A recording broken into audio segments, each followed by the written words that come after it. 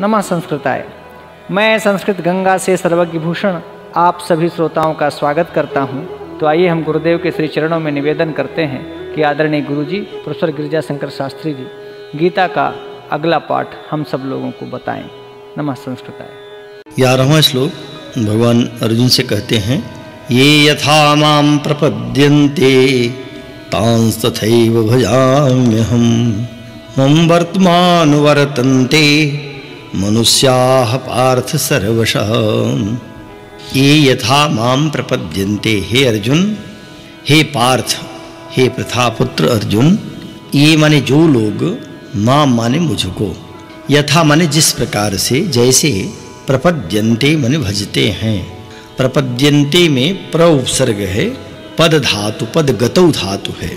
तो इसका अर्थ है कि जिस प्रकार से, पद गतौ का अर्थ आना, तो जिस प्रकार से मेरे पास आने की इच्छा करते हैं, आना चाहते हैं, मुझे जैसे चाहते हैं, जिस रूप में देखना चाहते हैं, अनेक इसके अर्थ हो जाते हैं। दिवादिगणी पद धातु है। तो कहा कि जिस प्रकार से भी जो जीवात्मा मुझे चाहता है, मुझे भजता है, मेरे पास आना चाहता है, अहम मैं भी तान तथा एव भजामि। तान माने उन लोगों को, तथा माने उसी प्रकार से ही, भजामि माने भजता हूँ, उससे उसी प्रकार से मिलता हूँ, जिस भाव से, जिस रूप में वे मुझे चाहते हैं। तो इसी रहस्य को जान करके ही जो मनुष्य माने मनुष्य है, मनुष्य का अभिप्राय बुद्धिमान मनुष्य, जानकार मनुष्य, सर्वशः मम वर्तम अनुवर्तते। सर्वशः माने सभी प्रकार से, मम माने मेरे, वर्त माने मार्ग का, और अनुवर्तते माने अनुसरण करते हैं। तो भाव इसका पूरा यही है कि जो मुझको, भगवान को जिस प्रकार से चाहता है, भगवान ने पहले भी कहा है कि मनुष्य की बुद्धि भिन्न भिन्न है, उसके विचार भिन्न हैं, रुचियां भी भिन्न हैं। तो रुचि के अनुसार वो निश्चय करता है कि हमें किस रूप में ईश्वर की प्राप्ति हो। तो अनेक लोग देवताओं के माध्यम से देवता को ही सब कुछ समझते हैं।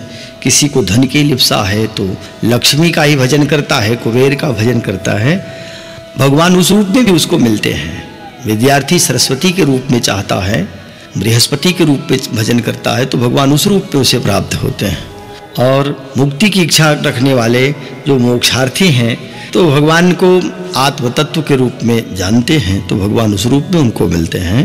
तो जो जिस भाव से भरा होता है, और भगवान के विविध रूप हैं, भगवान तो वह एक ही हैं, एक ही तत्व हैं, एक ही सत हैं। एकम सद विप्रा बहुधा वदन्ति। सत वही एक है, लेकिन वह उसे विद्वान अनेक प्रकार से कहते हैं। तो सत तत्व एक है परमात्मा, और उनका अनेक रूप प्राणियों की रुचि के अनुसार हो गया है। जैसे मनु ने जब तक भगवान को निराकार रूप में भजन किया और चाहा कि भगवान सामने आवे, तो भगवान वाणी से ही कहते हैं वरदान मांगो। जब मनु ने कहा कि आप सामने प्रकट हों, तो भगवान ने कहा आपने तो किसी रूप का ध्यान ही नहीं किया है, निराकार रूप में जब बुलाते हैं तो वाणी ही हो सकती है। तब मनु ने जो शंकर जी जिस रूप का ध्यान करते हैं, भजन करते, उस रूप में बुलाया, तो उस रूप में चाहा, भगवान उसी रूप में प्रकट हो गए। द्रौपदी ने अपनी साड़ी की रक्षा किया कि साड़ी हमारी बची रहे, तो भगवान उस रूप में साड़ी के रूप में बन करके आए और साड़ी का विस्तार किया। तो आप केवल इन्हीं को नहीं, जिन भी भक्तों को देखेंगे, ध्रुव को बस पद की इच्छा थी, सिंहासन की इच्छा थी, तो भगवान उस रूप में आकर के उनको सिंहासन ही देते हैं। तो जिस भाव से भरा हुआ प्राणी जब भगवान को पुकारता है, बुलाता है, तो भगवान उसी रूप में उसके सामने हो जाते हैं। क्योंकि भगवान का कोई एक रूप तो है नहीं। और ये वर्णन, बढ़िया वर्णन आता है, जहाँ राधा जी से उनकी सखियों ने, ललिता आदि सखियों ने कहा कि आप कोई भगवान कृष्ण का एक चित्र तो बनाइए। तो राधा चुप रह गई। जब कई बार आग्रह किया सखियों ने, तो राधिका जी ने यही कहा कि सखी मैं क्या कहूँ, कृष्ण का कोई एक रूप हो तो मैं बनाऊं। वो तो जब देखती हूँ, जितनी बार देखती हूँ, उतने ही रूप में दिखाई पड़ते हैं। इसलिए भगवान का कोई एक रूप नहीं है यद्यपि वो एक ही तत्व, लेकिन एकम तद्वा विबहु विश्वम, वो व्याप्त हो गया है। और अनेक रूप में जो भी रूप दिखाई पड़ते हैं, समूची सृष्टि दृश्य रूप में जो दिखाई पड़ रही है, उसी एक उपादान कारण से बनी हुई है। इसलिए भगवान कहते हैं कि आपकी रुचि जिस रूप में भी हमारे हो, लेकिन अंततः लक्ष्य आपका मुझे प्राप्त करना हो तो मैं उसी रूप में आपको प्राप्त होऊंगा। यहाँ इस श्लोक में भगवान ने अर्जुन से कहा कि अर्जुन, जो भी जीवात्मा मुझे जिस रूप में भजता है, माने पुकारता है अथवा मेरी ओर चलता है, मेरी ओर आता है, पद का अर्थ आना ही है, तो कहते हैं कि मैं भी उसी रूप में उसको प्राप्त हो जाता हूँ। अतएव जो बुद्धिमान मनुष्य हैं वो हर रूप में कहें कि सर्वसमन सभी प्रकार से मेरे ही मार्ग का अनुवर्तन करते हैं, माने वर्तते हैं, अनुसरण करते हैं। मार्ग तो बहुत है पर मेरा जो मार्ग है वो कोई एक मार्ग नहीं है, मार्ग भी भिन्न भिन्न हैं, तो भिन्न मार्गों से अंततः मेरी ओर ही चला करते हैं बुद्धिमान मनुष्य। बाकी लोग तो कभी प्रेत के रूप में भी भजते हैं तो मैं उसी रूप में मिलता हूँ, कोई हमको देवता के रूप में, कोई पितरों के रूप में, कोई यक्षों के रूप में।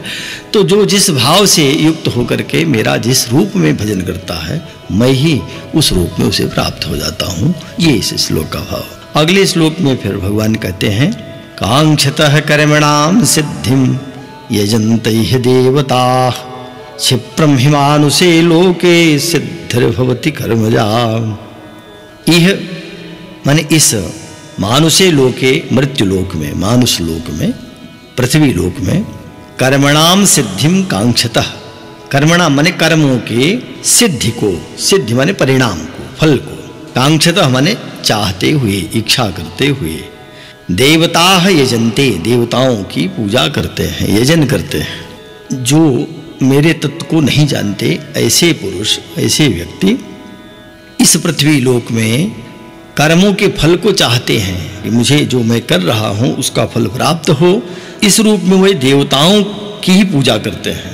देवता है जनते और कर्मजाह, कर्मजा माने कर्म से जो उत्पन्न हो गया है, ऐसी सिद्धि भी क्षिप्रम ही भवती, उन्हें शीघ्र ही प्राप्त हो जाती है। तो मुझे नहीं प्राप्त हो पाते, मुझे नहीं मिलते, इसका अर्थ है कि मेरी प्राप्ति तो उन्हें नहीं होगी, उन्हें प्राप्त क्या होगी? अपने कर्मों का फल या देवता की प्राप्ति होगी। तो इसका अर्थ यही है, कर्म में व्यक्ति की आसक्ति बनी हुई है, निष्काम हो नहीं पाता।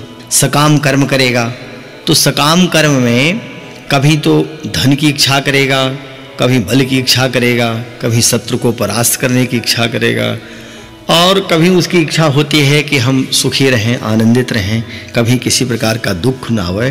तो भांति भांति के देवताओं का, विभिन्न 33 कोटि देवता हैं, तो जो भाव से युक्त जो देवता है या जिस देवता का के क्षेत्र की जो बातें हैं, देवता से जो प्राप्त होने योग्य वस्तुएं हैं, वह देवता वही दे सकता है। तो कर्मों की सिद्धि तो चाहते हैं, सिद्धि माने परिणाम, लेकिन भजन देवताओं का करते हैं। तो देवताओं का भजन करते हुए वे उस कर्म के परिणाम को तो प्राप्त कर लेते हैं, लेकिन मुझे प्राप्त नहीं हो पाते। क्षिप्रम ही मानुषे लोके सिद्धिर भवति, सिद्धिर माने कर्म की सिद्धि। तो कर्म का क्षेत्र बहुत विस्तृत है, और व्यक्ति सकाम कर्म, सकाम युक्त कर्म करेगा तो जिस कामना से युक्त होकर के जिस देवता की पूजा करता है, यजन करता है, यजन माने पूजन या भजन, तो उस देवता के ही माध्यम से उसे वह वस्तु प्राप्त हो जाती है, कर्मों का फल प्राप्त हो जाता है। लेकिन वस्तुतः हर व्यक्ति का जो लक्ष्य होना चाहिए वो परमात्मा की प्राप्ति होनी चाहिए, न कि कुछ धन आदि को प्राप्त करके सुखी होना चाहिए। धन तो नश्वर है, और जैसा कि नचिकेता ने इसको निषेध किया यमराज के बहुत बार कहने पर, यमराज ने कहा कि हम तुम्हें बहुत आयु देंगे, बहुत धन देंगे, या जैसा चाहो इन अप्सराओं को प्रदान कर देंगे, पर उसने कहा कि सो मर्त्या सो भाव, ये तो कल तक रहेंगे कि नहीं रहेंगे इसमें संशय है। इसीलिए कर्मों से जो प्राप्त होने वाले परिणाम हैं वे अंततः दुख ही देते हैं, उनसे सुख, क्षणिक सुख प्राप्त होता है। तब देवताओं का यजन अगर कर रहा है, भगवान को भूल जाएगा, भगवान की प्राप्ति नहीं कर पाएगा। तो देवता का यजन करता हुआ भी अंततः अगर निष्काम होकर के भगवान की प्राप्त चाहे, तब कहते हैं कि कर्मों के फल को तो प्राप्त करेगा, पर उसमें उसकी कोई आसक्ति नहीं होगी, तभी मुझे प्राप्त कर सकता है। अन्यथा कर्मों के फल को वो प्राप्त करेगा, लेकिन कर्म से जो उत्पन्न फल होते हैं वो इसी भवबंधन में बार बार डालते रहते हैं, कभी तो वह जन्म मरण के चक्कर से मुक्त नहीं हो पाता। अतएव व्यक्ति को, जीव को, जीवात्मा को, जिसे कर्म योनि और भोग योनि दोनों प्राप्त है, तो वह मनुष्य ही है। मनुष्य के अतिरिक्त जितने भी, चाहे तो वो स्थावर हों, जंगम हों, जड़ हों, चराचर में मनुष्य के अतिरिक्त सबको या तो सबको भोग योनियां ही प्राप्त हैं। कर्मों के फल प्राप्त होते रहते हैं, कर्मानुसार कभी सुख कभी दुख। मनुष्य को जो सुख प्राप्त होता है, यह इसे कर्म करने का भी अधिकार है और साथ में भोग भी इसको प्राप्त होता है। इसलिए भगवान कहते हैं कि जो कर्मणा कांक्षतः, कर्म की इच्छा रख रहे हैं और उस इच्छा को रखते हुए ये देवताओं का यजन करते हैं, तो उन्हें उस प्रकार की शीघ्र ही सिद्धि तो प्राप्त हो जाती है, पर मुझे प्राप्त नहीं कर पाते। यहाँ इसका ये भाव है। अगले श्लोक में भगवान ने कहा, चातुर्वर्ण्यम मया सृष्टम गुण कर्म विभाग सह तस्य कर्तारमपि मां विद्य कर्तारमव्ययम्। चातुर्वर्ण्यम मया सृष्टम गुण कर्म विभाग सह, माने गुण कर्म विभाग सह चातुर्वर्ण्यम मया सृष्टम। भगवान कह रहे हैं कि गुण कर्म विभाग से, माने गुण कर्म के विभाग से, गुण और कर्मों के विभाग से चातुर्वर्ण, चातुर्वर्ण चतुर्वर्ण, चतुर्वर्ण है विप्र क्षत्रिय वैश्य शूद्र। तो कह रहे हैं कि ये गुण और कर्मों के विभाग से बने हैं। और किसने बनाया? मया सृष्टम, मेरे द्वारा सृष्ट रचे गए हैं। तो भगवान ने क्या इन चारों वर्णों को बनाया? भगवान आगे कहते हैं कि तस्य कर्तारमपि माम विद्धि अकर्तारम अव्ययम, माम अव्ययम अकर्तारम विद्धि। माने मुझ परमेश्वर को तू अकर्तार माने अकर्ता ही विद्धि, माने जानो। तो जब आप कह रहे हैं कि मया सृष्टम, आपने तो बनाया, फिर आप कह रहे हैं कि मुझे अकर्ता जानो, दोनों बात कैसे है? तो यहाँ देखें, ये स्पष्ट बात है। भगवान कहना चाहते हैं कि ये जो गुण है प्रकृति के गुण हैं। परमात्मा गुण में कभी भी गुण से बधा नहीं है। गुण का एक अर्थ संस्कृत भाषा में रस्सी भी होता है। रस्सी माने बंधन। तो परमात्मा उस रस्सी से या उस गुण से बंधा नहीं, गुणातीत है। परमात्मा को गुणातीत मानते है भी। और गुण किस में है? तो प्रकृति में गुण है। प्रकृति के गुण क्या हैं? सत्व, रज और तम। ये तीन गुण प्रकृति के गुण कहे जाते हैं। प्रकृति कौन है? तो प्रकृति भी अनादि है और वह ईश्वर की, कहें कि अपरा प्रकृति परा प्रकृति, दोनों प्रकृतियां। तो ईश्वर की एक प्रकार से सहधर्मिणी है। ईश्वर इच्छा से कार्य करते हैं, संसार को रचती हैं। भगवान जब परमात्मा के रूप में एकाकी था तो एकाकी न रमते। जब अकेला वो रमण नहीं किया तो उसने विचार किया कि अब बहुश्येयम प्रजाएयम, मैं बहुत हो जाऊं, एको हम बहुश्याम, अब अधिक हों। तो बहुत होने के लिए उसने प्रकृति की ओर देखा। उस प्रकृति ने रचना आरंभ किया है। तो वो गुण से बंधती है तब रचना होती है। और वही तीन गुण होते हैं, सत्व रज तम। और जो कर्म है वो प्रकृति का ही कर्म है। और मनुष्य का, अब देखें, जैसे प्रकृति अनादि है वैसे जीव भी अनादि है। प्रलय के बाद भी जो रचना होती है, उस प्रलय की रचना के बाद सृष्टि की रचना में जीव अपने कर्मों के अनुसार ही पुनः योनियों को प्राप्त करता है। क्योंकि जीव अगर प्रलय के बाद किसी का कोई कर्म न होता पूर्व का, तो सभी समान हो जाते। अगर सब में भेद तब भी बना है तो जो वेद मंत्र है कि सूर्या चंद्रमसो धाता यथा पूर्वम अकल्पयत, तो ये कर्म भी जीव के कर्म अनादि ही हैं। जब लोग प्रश्न करते हैं कि बीज पहले कि वृक्ष पहले, कुछ लोग लोक भाषा में कहते मुर्गी पहले आई अथवा उसका अंडा पहले आया, बीज पहले आया कि वृक्ष पहले आया। तो इसका उत्तर सिर्फ यही है और 100% सत्य है कि ये अनादि से आया, अनादि का विषय है। ये अनादि का विषय माने जो बुद्धि से ग्राह्य नहीं है। तो इसका अर्थ है कि सब संचित होकर के हिरण्यगर्भ में प्रतिष्ठित होते हैं और वो हिरण्यगर्भ उस परमात्मा में विलीन कर जाता है प्रलय की वेला में।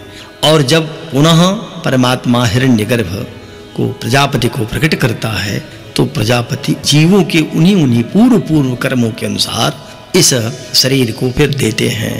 तो जो रचना हुई वो प्रकृति ने गुण और कर्म उसी जीव के कर्म के अनुसार विभाग बनाया। और वह विभाग 4 प्रकार का किया। तो केवल मनुष्यों में ही नहीं, इतर अभी देखें तो लेकिन जो जाति का भेद है ये केवल भेद है मानव का पशु से, पक्षी से। जाति मात्र है वो मानव जाति, और उसका भेद है, अगर जाति भेद कहें तो पशु एक जाति, पक्षी एक जाति, मनुष्य एक जाति। तो मनुष्य में जैसे 4 विभाग किया गुण कर्म विभाग से कर्मों के अनुसार, वैसे पशुओं में भी 4 भाग हुए, वही पक्षियों में भी हुए, वही वृक्षों में भी हुए। ये सर्वत्र देखने को मिलेगा, केवल मनुष्यों में ही नहीं है। तो भगवान ने कहा कि ये चूंकि प्रकृति मेरे द्वारा सृष्ट हुई और प्रकृति के ही गुण कर्म से ये विभाग आए 4 वर्ण, तो इसको कर्तारम अपि माम विद्य कर्तारम अपि तस्य कर्तारम अपि माम, उसके कर्ता को भी मुझे जानो, और अव्ययम अकर्तारम विद्य, तथापि मुझ अविनाशी परमेश्वर को तुम अकर्ता ही जानो, क्योंकि मैं इसको करने वाला नहीं हूं, मेरा आश्रय लेकर प्रकृति ये सारे विभाग करती है। इसलिए यहाँ जो 4 वर्ण हुए, उन 4 वर्णों को गुण कर्मों के अनुसार प्रकृति ने निश्चित किया और ये 4 वर्ण रचा। तो भगवान कहते हैं इसका अकर्ता मुझे जानो, यद्यपि कर्ता मैं हूं तो मैं कैसे करता हूं, प्रकृति करती है, तो प्रकृति मुझसे जुड़ी है, इसलिए प्रकृति के करने से मुझे कर्ता समझो, तथापि मैं इसका अकर्ता भी हूं, मैं नहीं करता, प्रकृति ही करती है। यहाँ ये बात उन्होंने स्पष्ट समझाया। 14वें श्लोक में भगवान ने अर्जुन को समझाते हुए कहा, कर्म की व्याख्या करते हुए कहते हैं, न माम कर्माणि लिम्पन्ति न मे कर्म फले स्पृहा इति माम योऽभिजानाति कर्मभिर्न सबध्यते। न माम कर्माणि लिम्पन्ति न मे कर्म फले स्पृहा, कर्म फले में स्पृहा न। भगवान कह रहे हैं कि कर्मों के फल में माने हमारी, स्पृहा माने चाह, इच्छा, न माने नहीं है। माम कर्माणि न लिम्पन्ति, और मुझे कर्म भी लेप नहीं होते, कर्म मुझे लिप्त नहीं कर पाते, लिम्पायमान नहीं करते। इति यह माम अभिजानाति, इस प्रकार से यह माने जो माम माने मुझको, अभिजानाति माने तत्वतः जानता है, तत्व से जानता है, सह वह व्यक्ति कर्म भी न बध्यते, कर्मों से नहीं बंधता। प्रश्न ये है कि जो भगवान को ये जान ले कि उन्हें कर्म नहीं लेप करते, कर्मों से भगवान लिप्त नहीं होते, वह कर्मों से कैसे नहीं बंधेगा? वो जान लेने मात्र से उसे कर्म कैसे नहीं बांधेंगे, ये प्रश्न है। तो यहाँ भगवान का कथन ये है कि वो अविकारी हैं, अविनाशी हैं, अव्यय हैं, और न तो भगवान को कर्म की किसी प्रकार की चाह है, न कर्म के फलों की चाह है। तो जो परमात्मा कर्म से सर्वथा कहें कि मुक्त है, उसे किसी काल में, त्रिकाल में कभी किसी कर्म के फल की इच्छा होती नहीं, सर्वथा निर्विकार। तो ऐसा ईश्वर भला उसे कर्म कैसे लिप्त होंगे?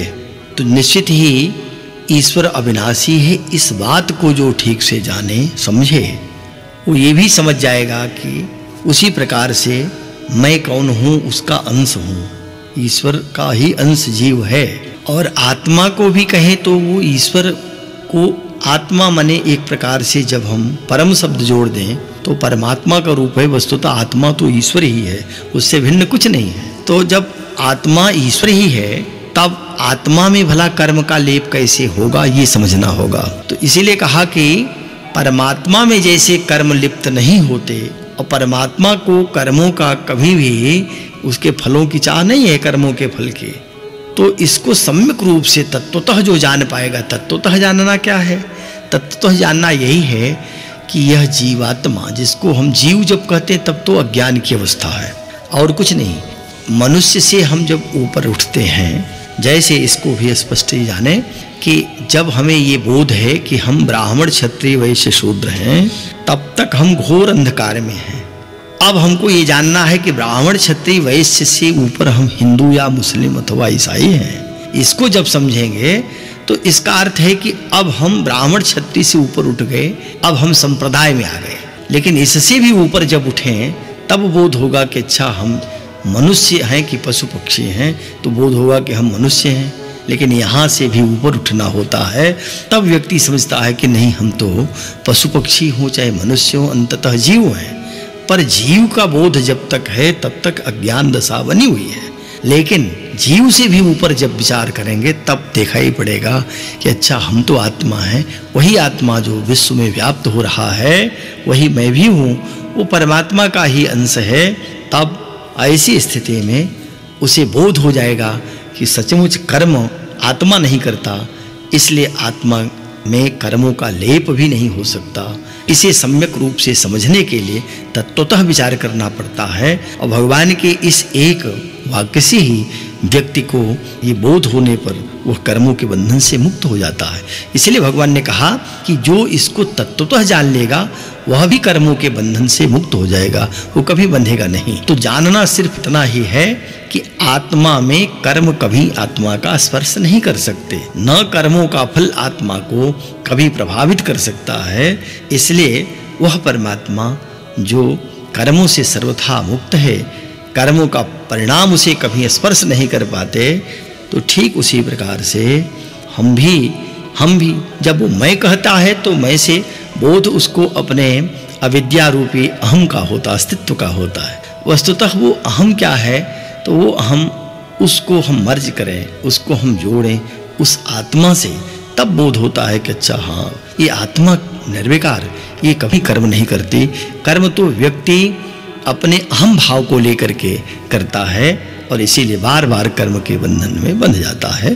तो यहाँ भगवान का यही भाव है। अगले श्लोक में भगवान ने स्पष्ट समझाया, कहते हैं कि एवं ज्ञात्वा कृतं कर्म पूर्वैरपि मुमुक्षुभिः कुरु कर्मैव तस्मात्त्वं पूर्वै पूर्वतरं कृतम्। एवं ज्ञात्वा कृतं कर्म पूर्वैरपि मुमुक्षुभिः, पूर्वै मुमुक्षुभिः अपि एवं ज्ञात्वा कर्मं कृतं। पूर्वै माने पहले होने वाले, जो पूर्व में हो चुके। मुमुक्षुभिः माने मुमुक्ष पुरुषों के द्वारा। ये मुमुक्षु का क्या है, तो मोक्षे इच्छा, मोक्ष की जिसमें इच्छा है। मोक्ष क्या, मुक्त होने की। तो मुक्तुम इच्छा, मैं मुक्त हो जाऊं, बंधा न रहूं। तो जो मोक्ष को चाहता है, मुक्ति को चाहता है, उसको मुमुक्षु कहा जाता है। तो ऐसे जो पूर्व में हो चुके मुमुक्षुजन हैं, उन मनुष्यों के द्वारा भी एवं ज्ञात्वा, इसी प्रकार से जान करके, माने परमात्मा को इसी रूप में जाना। जब इस प्रकार से जाना तब उन्होंने कर्म कृतम, कर्म किया, ये जान करके कि कर्मों का फल अब हमको न तो लगेगा और न कर्मों से मेरा कहीं कोई संबंध है। कर्म तो प्रकृति के गुणों से संपन्न हो रहे हैं। तो तस्मात्, इससे तुम पूर्वै पूर्वतरम कृतम कर्म एव कुरु। इसका अर्थ है कि इसलिए तुम भी, हे अर्जुन, तुम भी पूर्वै माने अपने पूर्व पुरुषों, पूर्वजों द्वारा, पूर्वतरम कृतम माने पहले से सदा से किए हुए कर्म को एव कुरु माने उन्हीं को करो। जब ये जाना कि जिन लोगों का मोक्ष मुक्त हुए हैं, तो किस आधार पर मुक्त हुए, कौन कर्म किया, कहा कि कर्म तो सब स्वतः हो रहे हैं प्रकृति से ही। तो उन्होंने ये बात जानी, भगवान जो पूर्व श्लोक में कह रहे थे कि जो मुझे तत्वतः ये जान लेता है कि कर्म न तो मैं करता हूँ और वो कर्म मुझे किसी प्रकार से लिप्त भी नहीं होते, मैं सर्वथा उनसे मुक्त हूँ। तो इस बात को जान करके ही पूर्वजों ने, पूर्व पुरुषों ने कर्म किए और उसका परिणाम ये हुआ कि वो मुक्त हो गए। भगवान कह रहे हैं कि अर्जुन, तुम भी अपने उन पूर्वजों का अनुगमन करते हुए, परंपरा से भी कार्य होते हैं, परंपरा को भी धर्म माना जाता है। तो हमारे पिता ने, हमारे पितामह ने या हमारे पूर्वजों ने जो कर्म किया, उसी कर्म को आधार बना करके हम भी करेंगे। लेकिन वह कर्म करते हुए सदैव जानते रहेंगे कि कर्म हम में कभी लिप्त नहीं होंगे, इस कर्म का परिणाम हमें प्राप्त नहीं होगा, उनके फलों में मेरी कोई रुचि नहीं है। तो ऐसा विचार करके जो कर्म करेगा, निश्चित ही वह भी मोक्ष को प्राप्त कर लेगा, मुक्त हो जाएगा। यहाँ ये बात पूर्व श्लोक से जोड़ते हुए भगवान ने अर्जुन को समझाया। अगले श्लोक में उसी कर्म की व्याख्या आरंभ करते हैं, क्योंकि इस अध्याय का नाम ही कर्म संन्यास है। तो अब कर्म को जान करके उससे मुक्त होने की बात भगवान कह रहे हैं। तो कर्म क्या है उसको भी जानना चाहिए। किम कर्मेति कवयोप्यत्र मोहिताः तत्ते कर्म प्रवक्ष्यामि यज्ञात्वा मोक्षसे शुभात्। किम कर्म किम अकर्मेति, कर्म क्या है, किम कर्म, कर्म है क्या, अकिम अकर्म, और अकर्म क्या है। इति ऐसे माने अत्र अस्मिन् विषय, इस विषय में कि कर्म क्या है अकर्म क्या है। कवयः अपि मोहिताः, कवयः कवि कहते कविर मनीषी परिभू स्वयंभू, मनीषी को कवि कहा, या कवयः कवि, कवयः क्रांतिदर्शिनः, जो क्रांतदर्शी हैं उनको कवि कहा। और कवि की व्युत्पत्ति कम सुखम वाति सर्वत्र, जो सर्वत्र सुगंध फैलावे, जो सुख फैला दे वो कवि। ये स्वयंभू भी है, मनीषी भी है और परिभू है। तो इसलिए ब्रह्मा को आदि कवि कहा है। व्यास जी ने कहा कि तेने ब्रह्म हृदय आदि कवये मुह्यन्त्यत् सूर्य। तो यहाँ भी यही बात कर रहे हैं कि कर्म के विषय में और अकर्म के विषय में बहुत बड़े बड़े जो कवि माने विद्वान जन हैं, मनीषी जन हैं, वे भी मोहित हो जाते हैं। कभी कोई कर्म अकर्म बन जाता है और कहीं अकर्म कर्म बन जाता है। तो कौन कर्म अच्छा है कौन बुरा है, इसका निश्चय करना बड़ा कठिन होता है, क्योंकि धर्मस्य तत्वम निहितम गुहायाम, धर्म का तत्व तो छिपा हुआ है। तो कहा कि जब कर्म अकर्म के विषय में बड़े बड़े विद्वान मोहित हो जाते हैं तो सामान्य व्यक्ति कैसे निर्णय करेगा। भगवान ने कहा कि तत् वह कर्म ते प्रवक्ष्यामि, उन कर्म को अर्थात कर्म के तत्वों को ते माने तुम्हारे लिए, तुमसे, प्रवक्ष्यामि माने कहने जा रहा हूँ, कहूँगा, अच्छी प्रकार से कहूँगा, विशेष रूप से कहूँगा। यह तो माने जिसको ज्ञात्वा जान करके तुम भी अशुभात मोक्ष से, अशुभ अर्थात संसार बंधन से मुक्त हो जाओगे, छूट जाओगे। कर्म और अकर्म ऐसे मिश्रित बने रहते हैं कि कहीं गुण जैसे दोष दिखाई देते हैं और कहीं दोष भी गुण में परिणत हो जाते हैं। दृष्टांत इसमें टीकाकारों ने दिया है कि एक महापुरुष सत्य, सदैव सत्य बोलने का उन्होंने व्रत लिया कि मैं कभी असत्य नहीं बोलूँगा। लेकिन किसी निरपराध व्यक्ति को कुछ डाकुओं ने खदेड़ा, पकड़ना चाहा, उनकी हत्या करनी चाहिए, और वो जा करके उस सत्यवादी महापुरुष के कुटिया में आश्रय लिया। और जब उस डकैत आए, डाकू लोग आकर पूछते हैं, तो उन्होंने सत्य का व्रत लिया था, इससे कह दिया कि हमारे इतिहास छिपा हुआ है। और परिणाम ये हुआ कि उन डाकुओं ने उस व्यक्ति की हत्या किया। और जब इनका शरीर छूटा तो निर्णय जो दिया चित्रगुप्त ने, कहा कि इन्होंने बड़ा अपराध किया। यद्यपि वो सत्य बोल रहे थे, लेकिन वहाँ सत्य भी उनका घातक था। इसीलिए कहा कि कर्म तो उन्होंने सत्य बोलने का किया है, लेकिन जो सत्य किसी को पीड़ा दे वह सत्य सत्य नहीं है। तो ना तत्व वचनम सत्यम, इसलिए जो तत्व जो जैसा है उसी को सत्य मानना ये ठीक नहीं है। न अतत्व वचनम मृषा, जो अतत्व दिखाई देता है कि वो वैसा नहीं है, वो सदैव झूठा हो सो भी नहीं है। तब कहा कि तब क्या सत्य क्या है, तो कहा सर्वभूत हित मत्यंतम, जहाँ सारे प्राणियों का हित छिपा रहता है, एतत् सत्यम मतम हम, वही परम सत्य है, ऐसा जानना चाहिए। इसलिए कर्म और अकर्म दोनों के विषय में बहुत बड़े बड़े विद्वान, बड़े बड़े कवि, मनीषी संशय में पड़े रहते हैं, मोहित बने रहते हैं। तो उस कर्म को माने उस कर्म के तत्व को हे अर्जुन मैं तुमसे अच्छी प्रकार से कहूँगा, भली भांति कहूँगा, जिसको जान करके तुम अशुभ माने संसार के बंधन से, बुरे कर्मों से सदैव के लिए बच जाओगे, माने तुम भी इस आवागमन के बंधन से मुक्त हो जाओगे। यह इस श्लोक में भगवान ने अर्जुन को कर्म अकर्म की व्याख्या करते हुए समझाया। अगले श्लोक में फिर भगवान ने कहा कर्मणो ह्यपि बोधव्यम बोधव्यम च विकर्मणः अकर्मणश्च बोधव्यम गहना कर्मणो गतिः। कर्मणो हि अपि बोधव्यम, कर्मणः माने कर्म के स्वरूप को, अपि माने भी, बोधव्यम माने जानना चाहिए, कर्म के स्वरूप को भली भांति जानना चाहिए। और अकर्मणः बोधव्यम, अकर्म के स्वरूप को भी जानना चाहिए। च तथा विकर्मणः अपि बोधव्यम, विकर्म को माने निषिद्ध कर्म के स्वरूप को भी जानना चाहिए ही, क्योंकि कर्मणः गति ही गहना, कर्म की गति बड़ी गहन है। गहन है माने बहुत कठिनाई से भी जानने योग्य नहीं है। तो कर्म को जानना चाहिए, अकर्म को और विकर्म को, तीन शब्द ही यहाँ कहा। कर्मणः अपि बोधव्यम। कर्मणः माने कर्म को जाने, अकर्म को, विकर्म को जाने और अकर्म को जाने। तो ये कर्म का अर्थ शरीर की चेष्टा ही कर्म नहीं है, मन की भी चेष्टा, इंद्रियों की चेष्टा, बुद्धि से किसी चीज को सोचना, ये सब कर्म के अंतर्गत ही है। और अकर्म का क्या अर्थ है? तो कहा जो अकर्म है, कर्म से विपरीत, कर्म को छोड़ करके जो निषिद्ध कर्म है या जो कर्म अधिकार भेद से जिस व्यक्ति के लिए नहीं है, अधिकार भेद से भिन्न कर्म, उसको अकर्म कहा।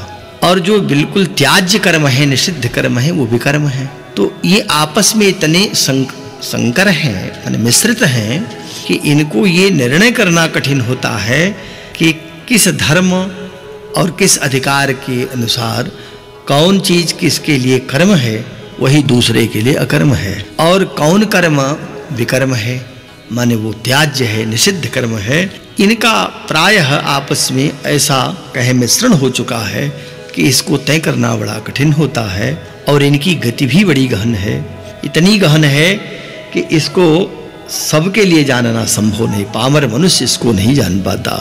तो कर्म जो जीवात्मा जैसा कर्म करता है, चाहे वो सृष्टि का बदलने का भी संकल्प क्यों न हो, वह भी कर्म है। तो कहा कि उसको, कर्ता को कर्म खोज लेता है, कर्म ही खोज लेता है कि ये कहाँ जा रहा है।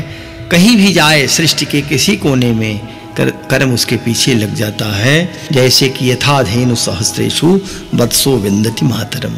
1000 गायें हों, कोई ब्याई गाय का बछड़ा अगर दूर है उसको छोड़े तो वो ढूंढता हुआ हर गायों को छूता हुआ अपनी माँ के पास पहुंच जाता है। तो यथा धेनु सहस्रेषु वत्सो विंदति मातरम तथा पूर्व कृतम कर्मम कर्तारम अनुगच्छति। वो अपने कर्ता को ढूंढ ही लेता है। इसलिए कर्म बहुत सावधान होकर के करना चाहिए। ये बात भगवान ने यहाँ अर्जुन से कही है और कहा कि कर्म की गति गहन है, इसलिए कर्म को भी जानो, अकर्म को भी जानो और बेकर्म को। तो कर्म को क्या जानेंगे? का कर्म के स्वरूप को जानो, कर्मों के स्वरूपों को ठीक ठीक पहचानो कि कौन कर्म किस दशा में अकर्म होता है, कौन विकर्म हो जाता है और कौन किसके लिए विकर्म, जिसको हम समझते हैं वो कर्म भी बन जाता है, कभी कर्म अकर्म में बदल जाता है। तो ये इस श्लोक में उन्होंने, भगवान ने समझाया अर्जुन को। अगले श्लोक में भगवान ने बताया कि अर्जुन कर्मणि अकर्मयः पश्येत् अकर्मणि च कर्मयः स बुद्धिमान् मनुष्येषु स युक्तः कृष्ण कर्म कृतम्। कर्मणि अकर्मयः पश्येत्, यह माने जो व्यक्ति, जो पुरुष कर्म में अर्थात अहंकार रहित की हुई संपूर्ण चेष्टाओं में, इंद्रियों के द्वारा की गई चेष्टा, शरीर के द्वारा की गई चेष्टा या मन से सोचे हुए वस्तु को शरीर से प्राप्त करने की जो चेष्टा है, वो सब कर्म है।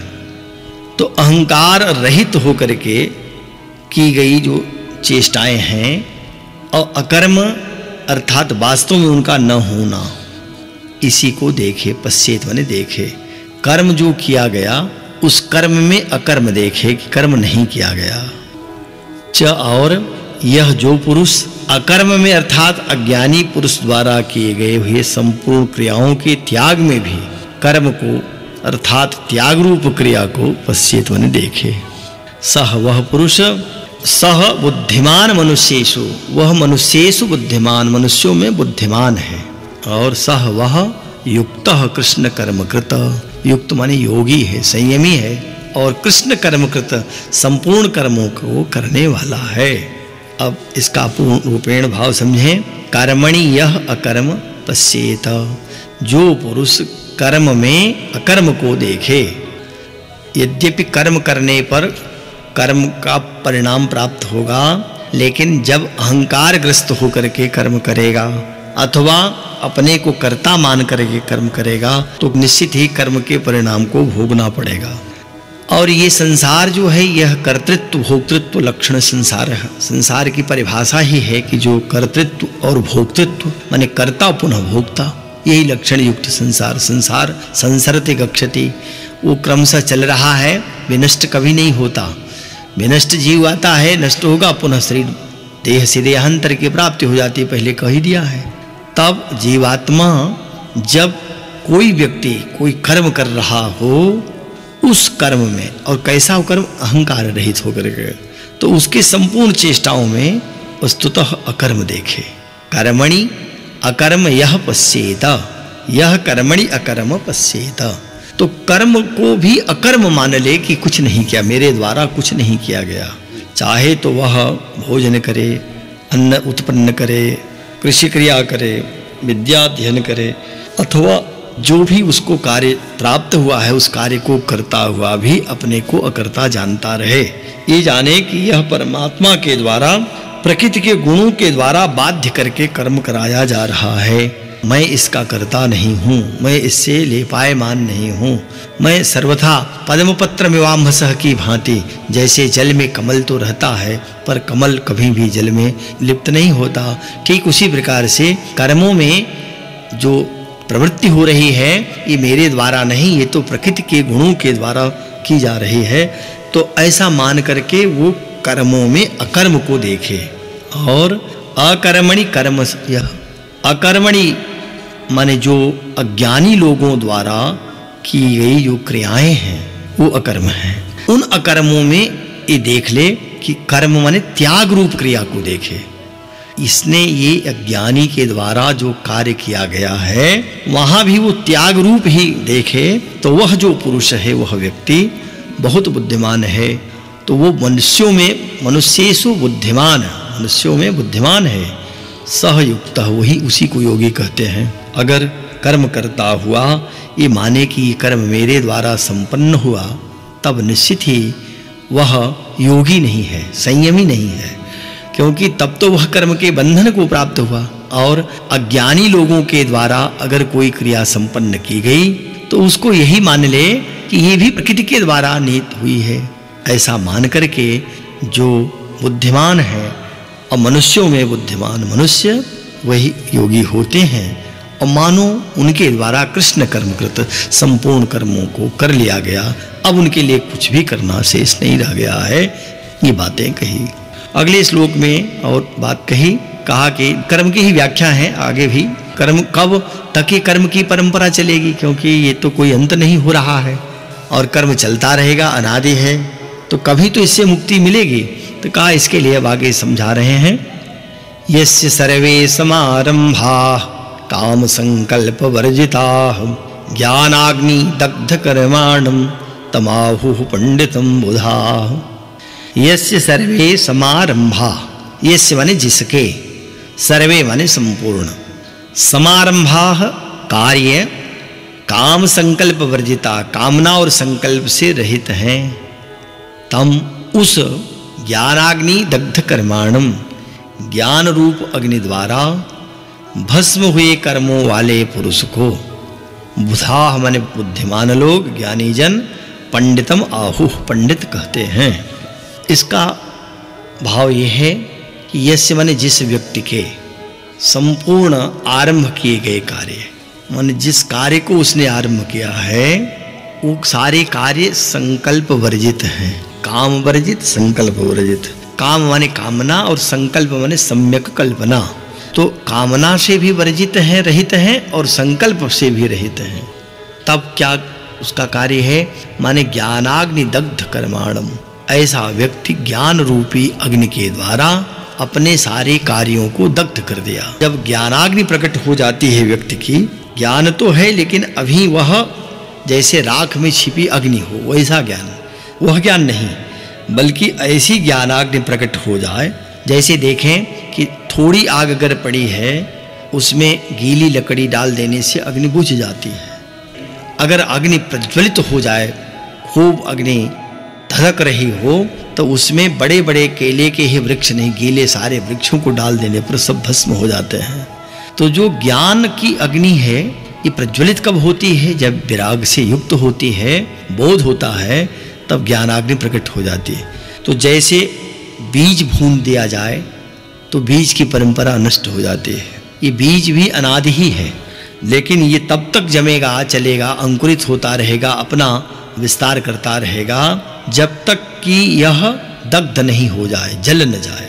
और जैसे बीज भुनेगा पुनः अंकुरण की सामर्थ्य उसमें नहीं आ सकती, पुनः उग नहीं सकता। ठीक वही स्थिति व्यक्ति की है कि उसे कर्म के लिए अपने ज्ञान रूपी अग्नि को प्रकट करना होगा। सामान्य अग्नि नहीं, वो ज्ञानाग्नि माने बिल्कुल प्रकट रूप में धधकती अग्नि होनी चाहिए और हृदय में ऐसी अग्नि को प्रकट कर ले, ज्ञान रूपी अग्नि को। तब ऐसी स्थिति में उसके सारे कर्म स्वतः दग्ध हो जाते हैं, नष्ट हो जाते हैं। अब ज्ञानी के लिए कोई कर्म शेष नहीं रह जाता। तो वो ज्ञानी जीवित तो रहेगा, भोजन भी अपनी शरीर की आवश्यकता के अनुसार करेगा, सारी क्रियाएं उसकी चलती रहेंगी, लेकिन अंदर से जो ज्ञानाग्नि प्रकट हो गई है वो सारे कर्मों को दग्ध करती चली जाएगी। शरीर छूटने के बाद ऐसा ज्ञानी पुनः इस भवबंधन में नहीं पड़ता, वो मुक्त ही हो जाता है। भगवान ने कहा कि बुधाह तम पंडितम माहु, बुधा माने विद्वानों ने, तम माने उसी व्यक्ति को पंडित कहा। पंडित का अर्थ केवल ये नहीं है कि वो ब्राह्मण, पंडित का अर्थ होता है पंडा। अब पंडा कहते हैं सद असद विवेकनी बुद्धि को, तो पंडा अस्ति अस्मिनिति पंडितः, जिस व्यक्ति में सद असद का विवेक करने की बुद्धि आ जाती है उसको पंडित कहा। सर्वत्र ये पंडित की चर्चा आएगी, आगे भी भगवान कहते हैं पंडित को। पंडित उसे कहा गया जिसने सद असद का विवेक करना जान लिया है, सत्य क्या है, असत्य क्या है, हेय क्या है, उपादेय क्या है, ग्राह्य क्या है, त्याज्य क्या है, क्या कर्तव्य है, क्या कर्तव्य है। इस प्रकार से सद असद विवेक करने वाली बुद्धि जिसमें आती है वो पंडित कहा जाता है। तो विद्वानों ने उसी को पंडित कहा है जिसने ज्ञानाग्नि प्रकट करके अपने कर्मों को, सारे कर्मों को, अब न तो संचित कर्म रह जाएंगे न प्रारब्ध कर्म बन पाएगा, क्रियमाण तो होता ही नहीं, जो क्रियमाण है भी वो जलता जाता है। इसलिए ज्ञानी के सारे कर्म दग्ध हो जाते हैं। अब वह जो भी कार्य कर रहा है संकल्प रहित हो चुका है, कामना रहित हो चुका है, इसलिए जो भी कार्य उसके संपन्न हो रहे हैं केवल शरीर का निर्वाह बस हो रहा है। अतएव भगवान कहते हैं उसी आत्मा को विद्वानों ने पंडित कहा है। अगले श्लोक में भगवान ने कहा, त्यक्त्वा कर्म फलासंगम नित्य तृप्तो निराश्रयः कर्मणि अभिप्रवृत्तोपि नैव किंचित करोति सः। त्यक्त्वा कर्म फलासंगम नित्य तृप्तः निराश्रयः, निराश्रयः आश्रय रहितः, सांसारिक आश्रय से रहित। नित्य तृप्तः, नित्य माने सदैव, तृप्त कहाँ से है, परमात्मा में तृप्त है, परमानंद में तृप्त है। तो नित्य तृप्त, सह माने वह जीव, कर्म फलात् संगम, कर्मों के फल और संग माने संगति से, संग माने आसक्ति से। तो कर्मों के फल और उसके संग अर्थात कर्तृत्व भोक्तृत्व अभिमान्य को त्यक्त्वा त्याग करके कर्मणि कर्म में अभिप्रवृत्तः अच्छी प्रकार से वर्तन करता है, व्यवहार करता है, लग जाता है।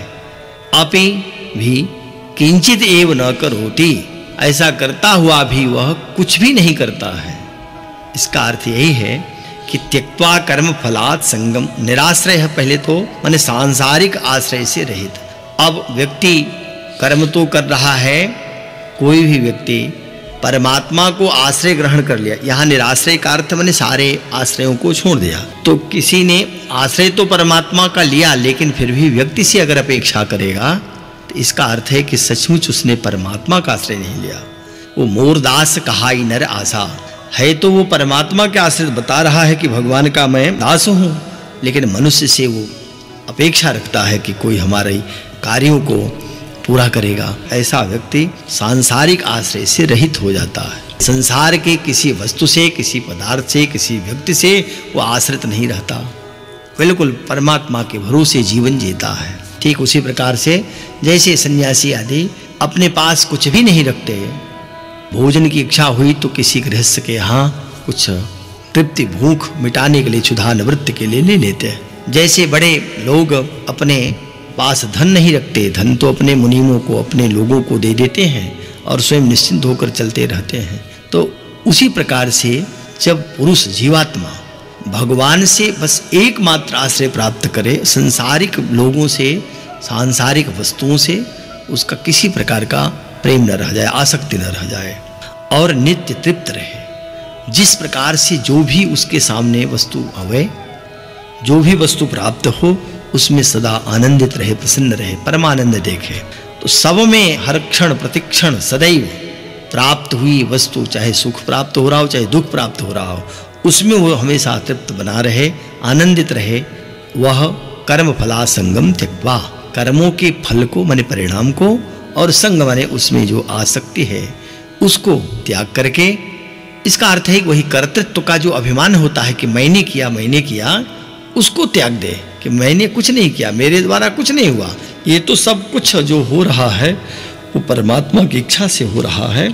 अगर अच्छा कार्य हो गया तो ये ताल भी न ठोके कि मैंने कर लिया, और बुरा अगर हो गया तो ये भी न समझे कि मेरे द्वारा कुछ हुआ। वो तो उस समय परमात्मा की जो सहधर्मिणी है, उसके साथ चलने वाली, उसके माया के द्वारा ये सब कार्य संपन्न हो रहे हैं, तो मायावी को केवल देखे, माया को तिरस्कार कर दे।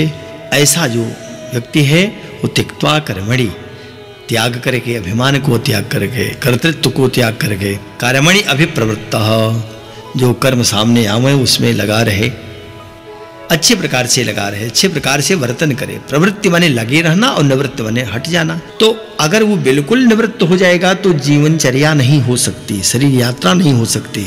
शरीर यात्रा के लिए वो जो भी कर्म आ रहे हैं उस कर्मों में लगा है, लेकिन ये जानता हुआ कि इसका मैं कहीं से भी न तो करता हूँ और न भोगता हूँ।